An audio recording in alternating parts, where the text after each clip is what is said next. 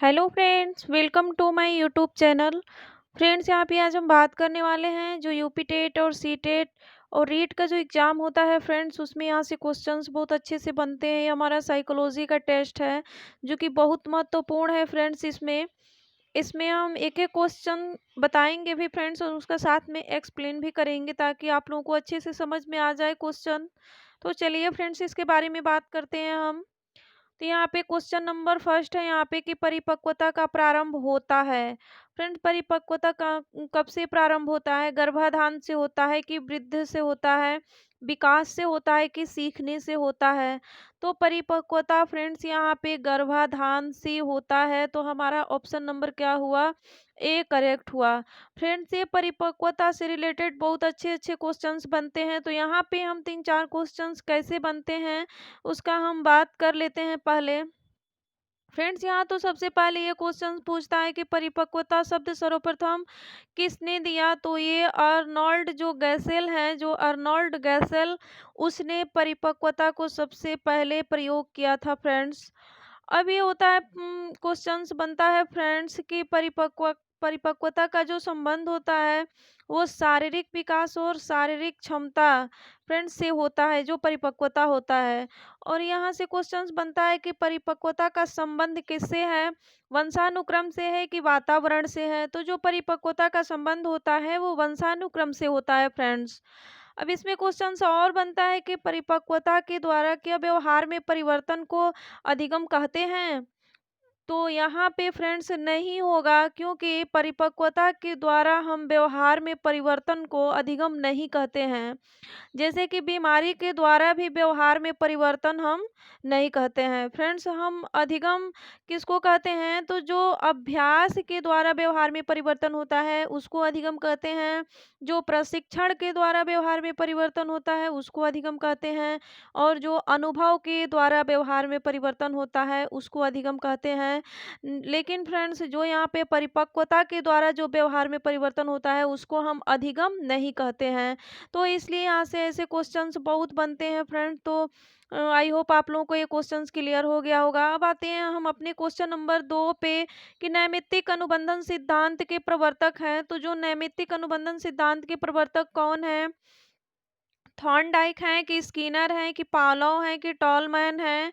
तो फ्रेंड्स, यहाँ पे जो नैमित्तिक अनुबंधन के सिद्धांत के जो प्रवर्तक हैं फ्रेंड्स, ये बहुत इंपॉर्टेंट क्वेश्चन है ये।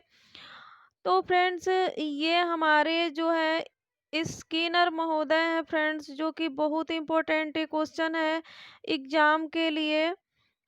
तो इसके फ्रेंड्स हम कई नामों से और भी जानते हैं कि इसका अन्य नाम है, स्किनर के द्वारा नैमित्तिक अनुबंधन जो दिए थे, इनका और भी नाम है सक्रिय अनुबंधन का सिद्धांत, क्रिया प्रसूत अनुबंधन का सिद्धांत, कार्यात्मक अनुबंधन का सिद्धांत। ये हमारे स्किनर महोदय जो ये सिद्धांत दिए हैं, उनका नैमित्तिक अनुबंधन का सिद्धांत का ये जो अन्य नाम है सक्रिय अनुबंधन का सिद्धांत, क्रिया प्रसूत अनुबंधन का सिद्धांत और कार्यात्मक अनुबंधन का सिद्धांत। लेकिन फ्रेंड्स, यहाँ पे और भी क्वेश्चंस बनता है कि स्किनर ने अपने सिद्धांत में सबसे ज़्यादा बल पुनर्बलन पर दिया है। लेकिन फ्रेंड्स, पुनर्बलन का सिद्धांत जो है क्लार्क हल ने दिया है। लेकिन यहाँ पे जो पुनर्बलन पर बल सबसे ज़्यादा अपने सिद्धांत में स्किनर महोदय नहीं दिए हैं, लेकिन पुनर्बलन का जो सिद्धांत दिया है वो क्लार्क हल ने दिया है फ्रेंड्स, ये याद रखिएगा। अब आते हैं हम अपने क्वेश्चन नंबर 3 है यहाँ पे। राहुल वयस्क होने पर कार चलाने लगता है, यह है क्या है? विकास है, सीखना है? फ्रेंड्स, यहाँ पे वृद्धि होगा।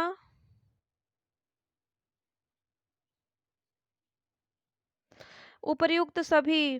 तो फ्रेंड्स, यहाँ पे राहुल वयस्क होने पर कार चलाने लगता है, यह क्या है? फ्रेंड्स, सीखना है।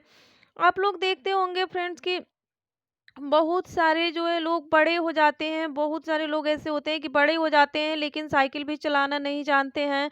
तो कोई ज़रूरी नहीं है कि आदमी में परिपक्वता आ गया या उसमें विकास डेवलप हो गई, तो इसका मतलब ये नहीं कि वो कार चलाना सीख लिया या साइकिल चलाना सीख लिया, ये कोई ज़रूरी नहीं है, वो सीखना पड़ता है फ्रेंड्स, तो हम कार चलाते हैं।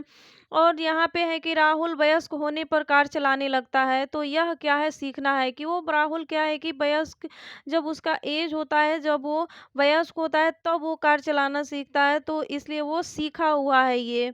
तो ये फ्रेंड्स ये बहुत इंपॉर्टेंट ये क्वेश्चंस है, ऐसे क्वेश्चंस एग्जाम में ज़रूर बनते हैं। अब आते हैं हम क्वेश्चन नंबर 4 पे कि जिस सवाल का निश्चित जवाब होता है वह आधारित होता है समाजीकरण पे कि समस्या समाधान कौशल पे कि अपसारी चिंतन पर कि अभिसारी चिंतन पे। तो फ्रेंड्स जो हमारा जिस सवाल का एक निश्चित जवाब होता है वो होता है अभिसारी चिंतन होता है फ्रेंड्स। ये बहुत इंपॉर्टेंट ये भी क्वेश्चंस है, तो हमारा इसमें ऑप्शन नंबर डी क्या होगा करेक्ट होगा।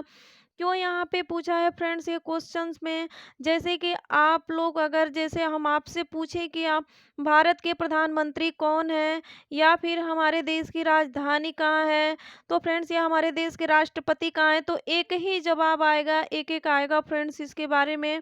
तो इसलिए क्या होगा जिस सवाल का निश्चित जवाब होता है वह आधारित होता है अभिसारी चिंतन पर, और जो अपसारी चिंतन होता है फ्रेंड्स वो एक क्वेश्चन पूछने पे उसके कई सारे उत्तर मिलते हैं, तो वो होता है हमारा अपसारी चिंतन। अब आते हैं हम क्वेश्चन नंबर 5 यहाँ पे है कि बाल्यावस्था में बच्चा सबसे अधिक रुचि किस में रखता है, लेख में रखता है कि निबंध में कि कहानी में कि नाटक में।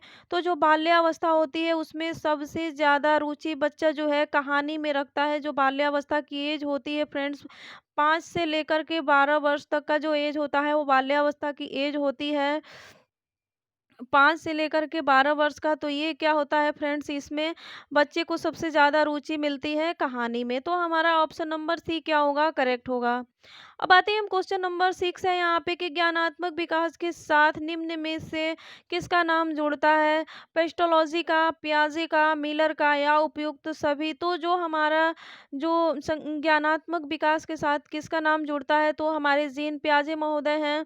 इन्होंने संज्ञानात्मक विकास का जो है सिद्धांत दिया था, जिसमें कि इन्होंने 4 अवस्थाओं में बांटा है ये संज्ञानात्मक विकास को, संवेदी कामक अवस्था, पूर्व संक्रियात्मक अवस्था, मूर्त संक्रियात्मक अवस्था, औपचारिक संक्रियात्मक अवस्था, इन्होंने ही दिया है जीन पियाजे जी ने।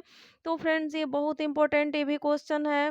अल्फ्रेड बीने क्वेश्चन नंबर 7वां है यहाँ पे कि अल्फ्रेड बीने किस देश के निवासी थे फ्रेंड्स, फ्रांस के, अमेरिका के, इटली के, इंग्लैंड के। तो जो हमारे अल्फ्रेड बीने महोदय थे फ्रेंड्स वो फ्रांस के निवासी थे फ्रेंड्स, ये पूछा हुआ क्वेश्चन है एग्जाम में। तो ये भी क्वेश्चन बनता है कि बुद्धि का एक तत्व का सिद्धांत किसने दिया, तो बुद्धि का एक तत्व का सिद्धांत अल्फ्रेड बीने ने ही दिए फ्रेंड्स। और साइमन बीने परीक्षण किससे रिलेटेड है, तो वो बुद्धि से ही रिलेटेड है फ्रेंड्स, वो इन्होंने ही दिया साइमन बीने परीक्षण। अब आते हैं फ्रेंड्स हम क्वेश्चन नंबर 8 पे कि बुद्धि का बहुकारक सिद्धांत किसने दिया, थॉर्नडाइक ने, पावलोव ने, स्किनर ने, नॉन। तो फ्रेंड्स यहाँ पे जो बुद्धि का बहुकारक सिद्धांत है वो थॉर्नडाइक महोदय ने दिए फ्रेंड्स, ये भी बहुत इंपॉर्टेंट है ये।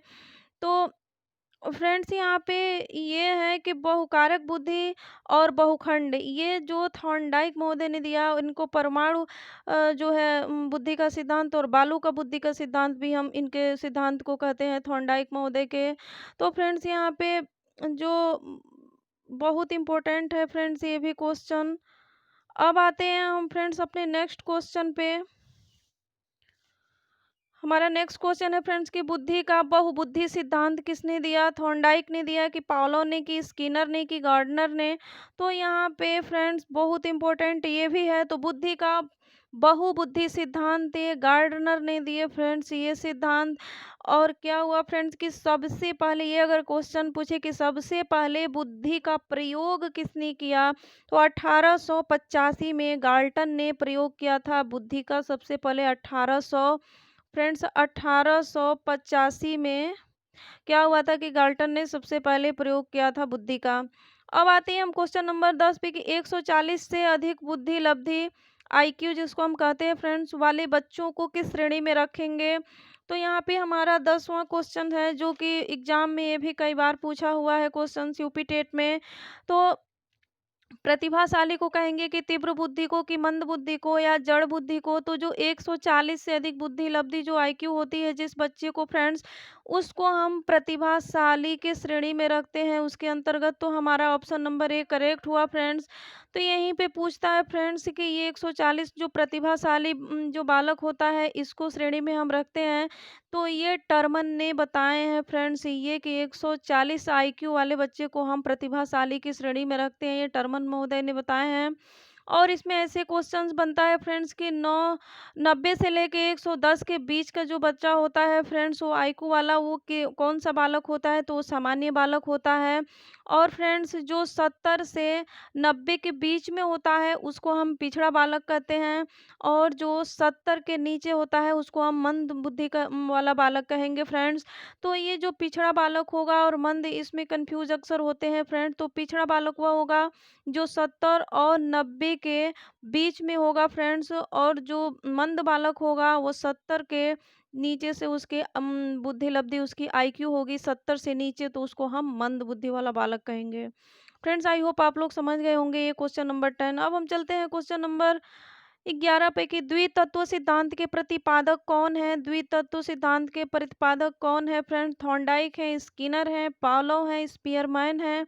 तो जो द्वितत्व सिद्धांत के प्रतिपादक हैं वो हमारे स्पीयरमैन है फ्रेंड्स। वो ऑप्शन नंबर डी क्या हुआ? करेक्ट हुआ। अब आते हैं फ्रेंड्स क्वेश्चन नंबर 12 पे कि मनोवैज्ञानिक जो फ्रायड ने स्वप्रेम की भावना जिसको हम नार्सिज्म किस अवस्था के लिए कहा गया है? किशोरावस्था, बाल्यावस्था की प्रौढ़ावस्था या शैशवावस्था। तो जो हमारा नार्सिज्म की अवस्था होती है वो कौन सी अवस्था होती है फ्रेंड्स? कौन सी अवस्था में हम नार्सिज्म पाया जाता है? तो ये भी बहुत इंपॉर्टेंट क्वेश्चन है। तो इसका पहले फ्रेंड जानते हैं कि नार्सिज्म का अर्थ क्या होता है। ये होता है स्वयं में मस्त रहना, मग्न रहना फ्रेंड्स। और मनोवैज्ञानिक अर्थ में होता है खुद से प्यार करना। तो वही होता है नार्सिज्म की अवस्था। ये होती है फ्रेंड्स, ये होती है हमारा फ्रेंड्स, ये शैशवावस्था होता है। ये होता है, तो हमारा ऑप्शन नंबर क्या होगा? डी करेक्ट होगा। अब आते हैं हम क्वेश्चन नंबर 13 पे। वाइगोत्स्की के अनुसार बच्चे अपने समूह के सक्रिय सदस्य कब होते हैं? किशोरावस्था में होते हैं कि शैशवावस्था में होते हैं या बाल्यावस्था में या प्रौढ़ावस्था में? तो जो वाइगोत्स्की के अनुसार फ्रेंड्स यहाँ पे अगर पूछे कि समूह के सदस्य कब बच्चे होते हैं तो वो बाल्यावस्था में होते हैं, जिसको हम गैंग एज भी कहते हैं। लेकिन यहाँ पे पूछा है फ्रेंड्स कि जो क्वेश्चन ध्यान से पढ़ने की ज़रूरत है फ्रेंड्स, नहीं तो हमारा आंसर गलत हो सकता है कभी भी अगर हम क्वेश्चन ध्यान से नहीं पढ़ते हैं तो पहले तो हम क्वेश्चन को अच्छे से पढ़िए फ्रेंड, ताकि हमारा जो आंसर होता है कभी गलत ना हो। तो यहाँ पे पूछा है कि सक्रिय सदस्य, तो सक्रिय सदस्य की बात करें तो किशोरावस्था होगा फ्रेंड्स। और पूछे कि अगर समूह के सदस्य तो बाल्यावस्था, जिसको हम गैंग एज भी कहते हैं। तो यहाँ पे सक्रिय सदस्य कब होते हैं? तो वो होता है फ्रेंड्स हमारा किशोरावस्था। और वाइगोत्स्की के अकॉर्डिंग ये होता है फ्रेंड्स तो किशोरावस्था। जो कि सक्रिय सदस्य कब होते हैं? तो किशोरावस्था में होते हैं। हमारा ऑप्शन नंबर ए क्या हुआ? करेक्ट हुआ।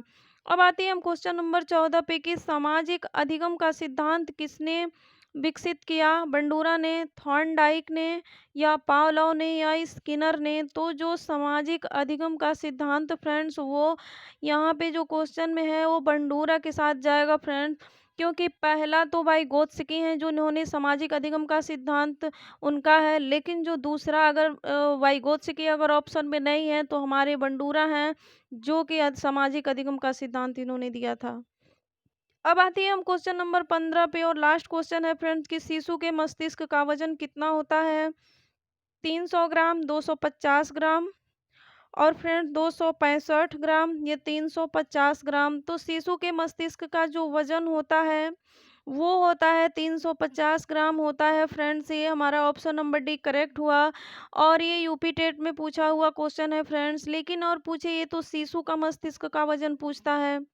अगर पूछे कि मनुष्य का मस्तिष्क का वजन कितना होता है फ्रेंड्स तो वो 1350 ग्राम का होता है फ्रेंड्स। ये 1350 ग्राम का फ्रेंड्स ये मनुष्य का मस्तिष्क का वजन होता है। तो फ्रेंड्स आई होप आप लोगों को अच्छे से समझ में आ गया होगा ये सारे ही क्वेश्चंस, जो कि बहुत मोस्ट इम्पोर्टेंट क्वेश्चन है फ्रेंड्स। ये एग्जाम में आने की बहुत संभावना है, ऐसे क्वेश्चंस बनते हैं। और फ्रेंड्स हमारी जो चैनल है उसको सब्सक्राइब कर लेना और बेल आइकन को भी प्रेस कर देना फ्रेंड्स, ताकि आने वाली वीडियो की नोटिफिकेशन आप तक सबसे पहले पहुंचेगी। तो फ्रेंड्स हमारी वीडियो को लाइक करें, शेयर करें और सब्सक्राइब भी करें फ्रेंड्स। इस वीडियो में इतना ही, अब मिलते हैं हम नेक्स्ट वीडियो में। थैंक्स।